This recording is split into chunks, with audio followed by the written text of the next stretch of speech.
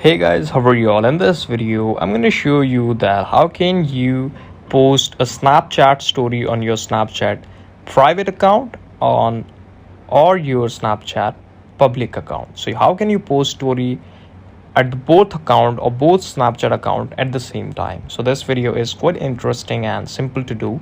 What we have to do, just go on your Snapchat like this. This is my Snapchat. You can see this is the chat screen here. What you have to do, just click on the your profile option on left top. You can see there is my profile icon on the left top. Click on that option here.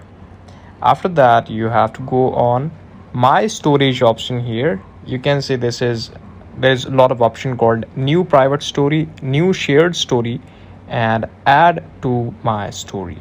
Just click on that option and you can select the photos from here by which you can just add to your story. Like this is a picture and I can add it to my story here.